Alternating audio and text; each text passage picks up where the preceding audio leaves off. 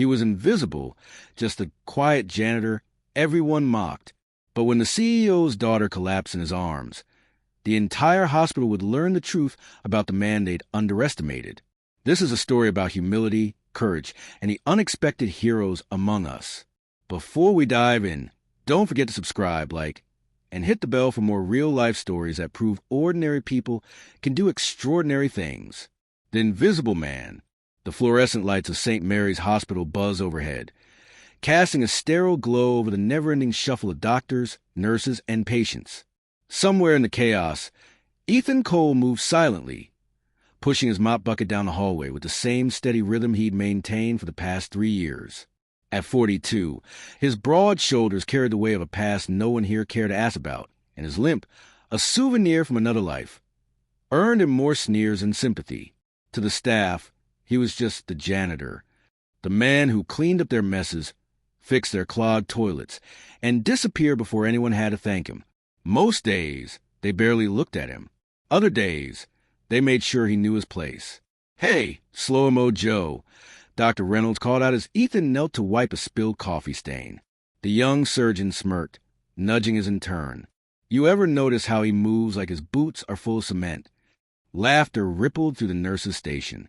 Ethan didn't flinch. He'd heard worse. He kept scrubbing, the sharp scent of disinfectant burning his nose. Then the crash came. A metal cart tipped over near the ER entrance, sending instruments clattering across the floor. The sound, like gunfire, froze in mid-motion. His breath hitched. For a split second, he wasn't in Chicago. He was back there, in the dust and the heat, the echoes of shouting and engines roaring in his ears. Earth to janitor. A nurse snapped her fingers in front of his face. "You gonna clean that up, or what?" More laughter. Ethan blinked, forcing himself back to the present. He reached for the fallen tray, hand steady despite the tremor in his chest. Across the hall, unnoticed, Lena Whitmore leaned against the doorway, arms crossed. At 24, she was all sharp edges, dyed black hair, a leather jacket over her scrubs, and a reputation for being the CEO's problem child. She'd been watching Ethan for weeks, not out of kindness, but curiosity. Most people crumbled under ridicule. This guy? He absorbed it like a brick wall. Her phone buzzed. Another text from her father. "Lena, we need to talk about your future here." She rolled her eyes, as if she cared about his legacy. A commotion erupted near the elevators. A patient was shouting, a security guard struggling to restrain him. Ethan didn't hesitate. He stepped between them, speaking in a low, calm voice. Within seconds, the man deflated, shoulders slumping. Lena's eyebrows lifted. Interesting. By the time the shift ended, the hallways emptied. Ethan hauled the trash bags toward the service elevator, his bad leg dragging slightly. He didn't see Lena slip into the elevator beside him until the doors closed. "You're not like the others," she said bluntly. Ethan didn't look at her. "Don't know what you mean." "Yeah, you do." She studied him.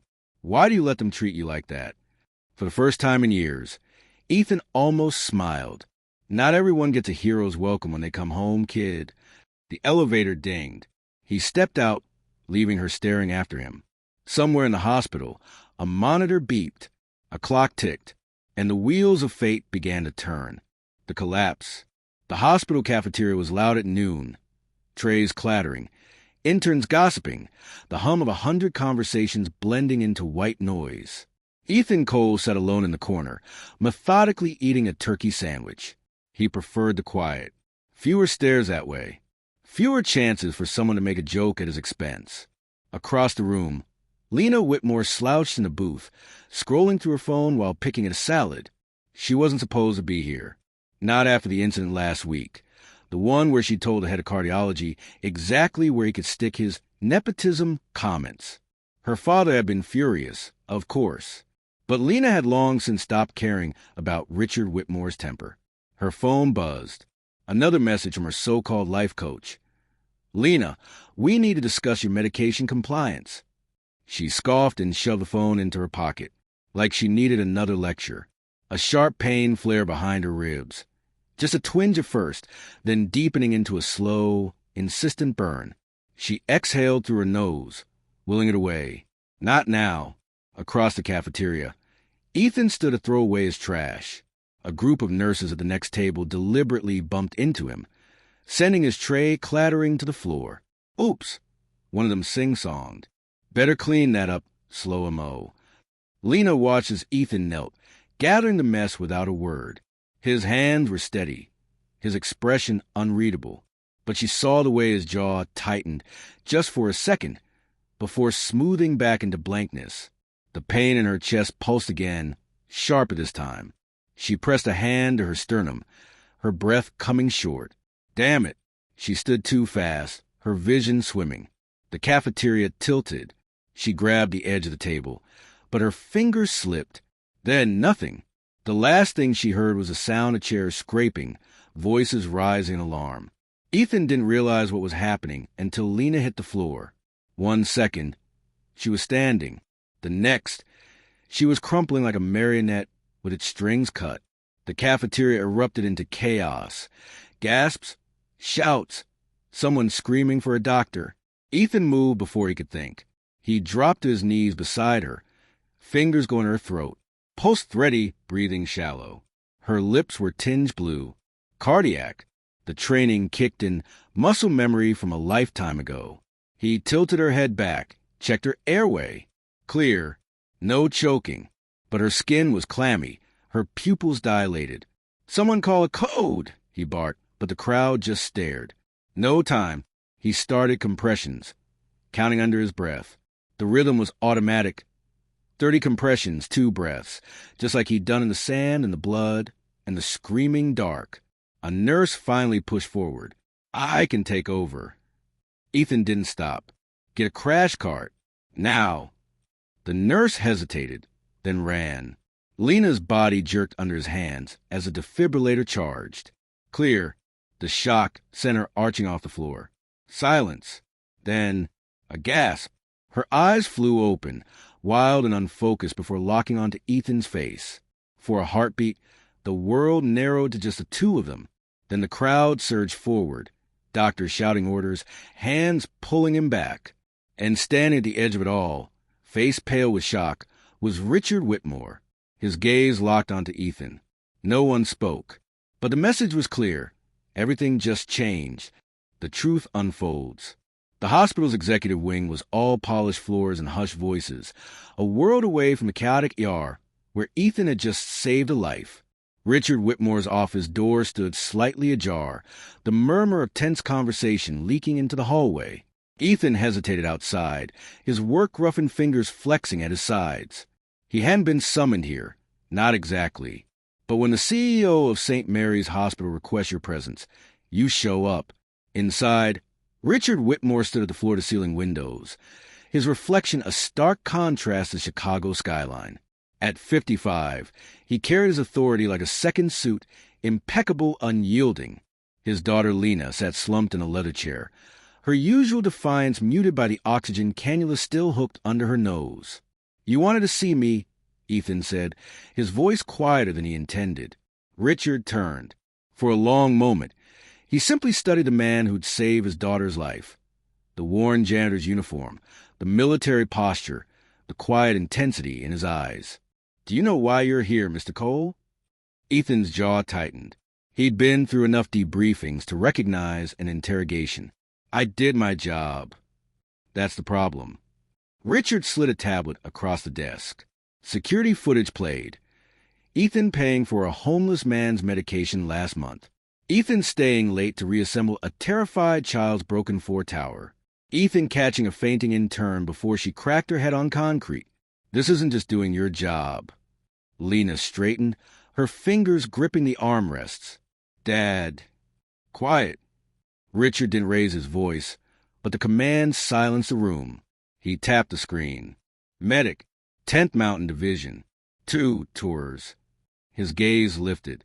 "Why are you here, soldier?" The question hung between them, weighted with everything Ethan wasn't saying. The nightmares, the VA's failed promises, the way civilian life felt like wearing someone else's skin. "Needed work," he said simply. A knock interrupted them.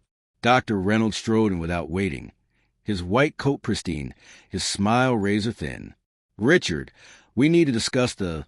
He froze upon seeing Ethan. Why is he here? Lena's monitor beeped faster. Richard ignored the doctor. Mr. Cole just demonstrated skills our entire ER team lacked. I want him training staff. Reynolds barked a laugh. Him? He's a janitor. And you're the one who let my daughter die on your floor. Richard's fist hit the desk. The crash made Lena flinch. While he saved her. Silence thick in the air. Reynolds' face flushed crimson. Ethan exhaled slowly. He recognized this moment. The turning tide, the way power shifted when someone finally saw you. But the stares prickling his skin weren't gratitude. They were resentment. Lena's voice cut through the tension. Why do you let them treat you like that? All eyes turned to her. Ethan met her gaze, really met it for the first time. The oxygen tubes couldn't dull the fire in her eyes. He almost smiled. Kindness isn't for applause, kid. Reynolds scoffed. This is ridiculous. You can't seriously. Out! Richard's voice brooked no argument. When the door slammed behind Reynolds, he turned to Ethan. Name your terms. Downstairs, the hospital hummed on, oblivious of the earthquake in its foundation. But Ethan Cole stood straighter as he gave his answer, one that would send shock waves through St. Mary's by morning. The ripple effect. The hospital staff meeting had never been this packed. Doctors, nurses, and orderlies filled the auditorium, their murmurs creating a low hum of disbelief. At the front of the room, Ethan Cole stood beside a CPR dummy, his posture relaxed but his eyes sharp. He wore scrubs instead of his janitor's uniform, a small change, but one that screamed louder than any announcement. Richard Whitmore cleared his throat, and the room fell silent. As of today, Mr. Cole will be leading emergency response training for all staff. Attendance is mandatory. A scoff came from the back. Dr. Reynolds leaned against the wall, arms crossed. This is a joke, right? We're taking orders from him now. Ethan didn't react. He simply picked up the training, defibrillator pads. Who here can tell me the correct placement for these on a pediatric patient? The silence was deafening. Lena, sitting in the front row with her ever-present oxygen tank, smirked. She'd been discharged against medical advice, typical, but not before overhearing the nurses gossip about how that janitor had shamed the entire ER staff. Ethan's hands moved with practiced precision as he demonstrated. Too high, and you risk burning the lungs. Too low, and you're just shocking the stomach. He looked up, meeting Reynolds' glare. Unless you prefer, I write it down for you, doctor. A few stifled laughs erupted. The balance of power had shifted, and everyone felt it. 3 weeks later, the changes at St. Mary's were subtle but undeniable. The same nurses who'd once mocked Ethan now nodded respectfully when he passed. The cafeteria cart that used to accidentally spill near him stayed upright. And when a coding patient arrived in the ER, it was Ethan's voice the staff listened for. Calm, steady, in control. Lena found him one evening on the hospital roof, staring at the Chicago skyline. She'd traded her oxygen tank for a vape pen, because of course she had. You're avoiding the party, she said, blowing a cloud of cherry-scented smoke into the cold air. Ethan didn't turn. Not my scene. Downstairs, the hospital was celebrating its new veteran integration program. Richard's PR-friendly name for hiring more people like Ethan. The local news crew had eaten it up. Lena rolled her eyes. Dad's being insufferable. Acts like he invented second chances. She hesitated. You know he offered me a real job, right? Director of Community Outreach. Ethan finally looked at her. You taking it? Maybe.